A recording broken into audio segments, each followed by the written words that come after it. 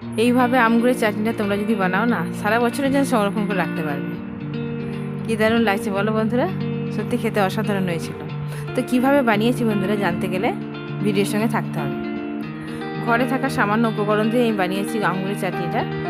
তো প্রথম থেকে তোমরা শেষ পর্যন্ত ভিডিওটা দেখতে থাকো, তোমাদের সবারই ভালো লাগবে। তো চলো স্কিপ না করে দেখতে থাকো তোমরা। আর প্রথমেই কিন্তু লাইক করে দেবে সবাই। প্রথমেই আমি গ্যাস অন করে কড়া বসিয়ে দিয়েছি। কড়াটা গরম হতেই প্রয়োজন মতো আমি সর্ষে তেল দিয়ে দিয়েছিলাম। তো ফোড়নের জন্য এখানে আমি ব্যবহার করেছি 5 ফোড়ন আর 2টো শুকনো লঙ্কা। বলেছিলাম না ঘরে থাকা সামান্য উপকরণ দিয়ে বানিয়েছিলাম আমগুড়ের চাটনিটা। তারপরে আমি কিলো 2 আম ভালো করে ধুয়ে কেটে হলুদ মাখিয়ে 3 ঘন্টার জন্য রোদে শুকাতে দিয়েছিলাম। তো দেখো 3 ঘন্টায় দিয়েছিলাম, কিন্তু আম থেকে মানে আমের গায়ে যে রসটা ছিল সেটা পুরো শুকিয়ে গেছে। আর সেদিনকে রোদটাও খুব ছিল জানো। তো দেখো তারপরে আমটা আমি এই ফোড়নের মধ্যে দিয়ে দিলাম। কিছুক্ষণ কষতে হবে। এখানে কিন্তু আমি একটু জল অ্যাড করবো জানো। তারপরে এখানে প্রয়োজন মতো আমি নুনটা দিয়ে দেবো। নুন থেকে তোমরা তো সবাই জানো, আমি জানি নুন দেওয়ার পরেই জল বেরোবে। সেই জলেও আবার আমটা মোটামুটি সেদ্ধ হয়ে যাবে। তোমরা কিন্তু কেউ স্কিপ করো না, ফুল ওয়াচ করে দেখো। আর অবশ্যই কমেন্ট বক্সে জানিও আমার আমগুড়ের চাটনিটা কেমন হয়েছে। তোমরা এতক্ষণ যারা আমার সাথে আছো তোমাদের সবাইকে অনেক ভালোবাসা। নতুন বন্ধুরা যারা আজকে চ্যানেলে প্রথম এসেছো তোমরাও কিন্তু অবশ্যই আমার এই ছোট্ট চ্যানেলটাকে সাবস্ক্রাইব করে দিয়ে পাশে থেকো। তোমাদেরকেও অনেক ভালোবাসা। তো বন্ধুরা দেখো কথায় কথায় মোটামুটি আমটা কষা হয়ে গেছে, জলও বেরিয়েছে দেখো আমের গা থেকে, যেহেতু নুন দেওয়া হয়েছে না। তো বন্ধুরা আমগুড়ের চাটনির জন্য মশলা বানিয়েছিলাম, সেটা তোমাদেরকে দেখানো হয়নি।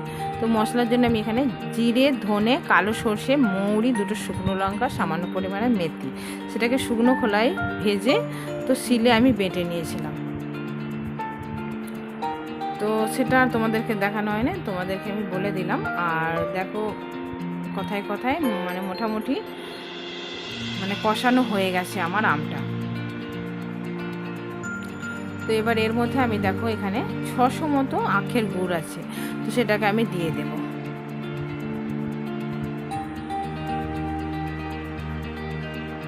একদম কালারটা একদম পাল্টে যাবে। আমি কোনো রকম লঙ্কাও ব্যবহার করিনি, মানে কাশ্মীরি লঙ্কা ব্যবহার করিনি, গুঁড়ো লঙ্কাও ব্যবহার করিনি। 2টো শুকনো লঙ্কা আর মশলার জন্য 2টো আমি মানে এটা লাস্টে দেব সেটা ব্যবহার করেছি। তোমাদেরকে প্রথমেই বলেছি একটু জল অ্যাড করব না, কিন্তু তোমরা দেখতে থাকো। আর গ্যাসের ভলিউমটা কিন্তু একদম মিডিয়ামে রাখা হয়েছে, মানে জোরে দেওয়া হয়নি। আর দেখো এখন দেবার পরে আমি দেখো একটু জোর করে দিলাম। একভাবে এভাবে নেড়ে যেতে হবে এটাকে, না হলে নিচে বসে যেতে পারে। তোমরা কিন্তু অবশ্যই কমেন্ট বক্সে জানিও আমার আমগুড়ের চাটনিটা কেমন হয়েছে।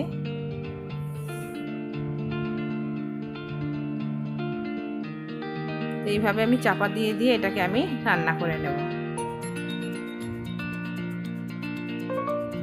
এখন আমের সিজন, মানুষ কত রকমের কত কি বানাচ্ছে। এর আগে আমি আম তেল করেছি, সেটা তোমাদের সাথে শেয়ার করা হয়নি। আজকে ভাবলাম তোমাদের সাথে একটু শেয়ার করি, সেই জন্যই ক্যামেরাটা অন করে ভিডিওটা করে ফেললাম, তোমাদের সাথেও শেয়ার করে ফেললাম। দেখো কত জল বেরিয়েছে, কথায় কথায় দেখেছো, একটুও কিন্তু জল ব্যবহার করিনি, এটা গুড় থেকেই জলটা বেরিয়েছে। এতেই আমটা আমার সেদ্ধ হয়েছে, মোটামুটি সেদ্ধ হয়েছে। আর একটু সেদ্ধ হলেই আমের গুড়ের চাটনিটা একদম রেডি হয়ে যাবে। চলো এটাকে আবার আমি চাপা দিয়ে দেবো, চাপা দিয়ে দিয়ে রান্না করে নেবো, তাড়াতাড়ি হয়ে যাবে সেদ্ধটা।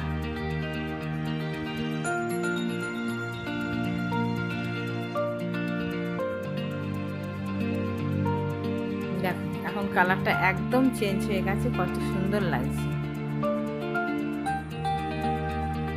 মোটামুটি হয়েই এসেছে দেখো আমগুড়ের চাটনিটা একদম। এটা সারা বছরের জন্য তুমি রাখতে পারবে, খেতে একদম অসাধারণ হয়েছিল।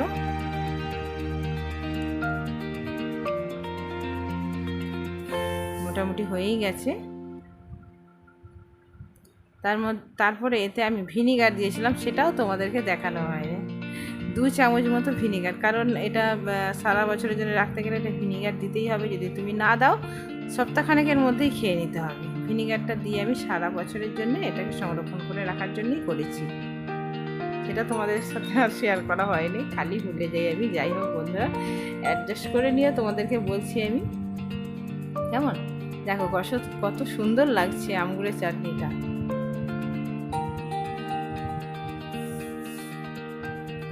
তোমরাও আমার মতো একবার করে দেখো, সত্যি ভালো লাগবে খেতে।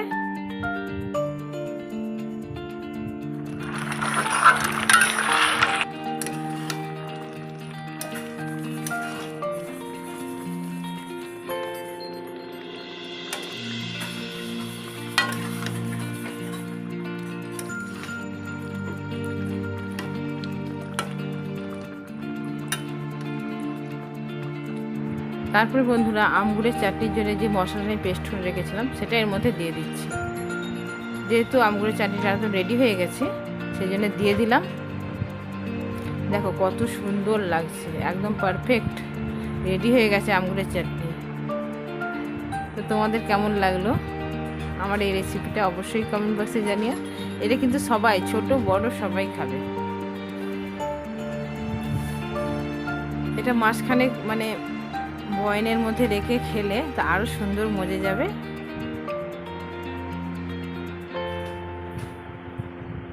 কত সুন্দর লাগছে। তো চলো, এটা রেডি হয়ে গেছে, এটাকে আমি নামিয়ে নিই। গ্যাসটা অফ করে দিয়েছি, দেখো কেমন লাগছে এখন।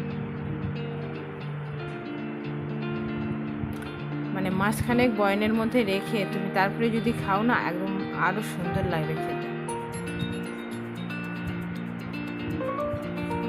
তো চলো, এটাকে এর মধ্যে আমি নামিয়ে নিই। এক হাতে মোবাইল আর এক হাতে নামাচ্ছি, সেই জন্য একটু অসুবিধা হয়ে যাচ্ছে, তোমরা একটু অ্যাডজাস্ট করে নিও। দেখো কত সুন্দর লাগছে। এবার নামিয়ে নিয়েছি আমি বাটির মধ্যে। এটাকে আমি ঠান্ডা করে বয়নের মধ্যে তুলে রাখবো সারা বছরের জন্য। তোমরা একবার ট্রাই করে দেখো, দেখে করে অবশ্যই আমার কমেন্ট বক্সে জানিও। আর এখন তোমাদের কেমন লাগলো আমার রেসিপিটা অবশ্যই কমেন্ট বক্সে জানিও। আবার দেখা হবে নেক্সট কোনো ভিডিওতে। ততক্ষণ তোমরা সবাই ভালো থেকো, সুস্থ থেকো। সবাইকে টাটা।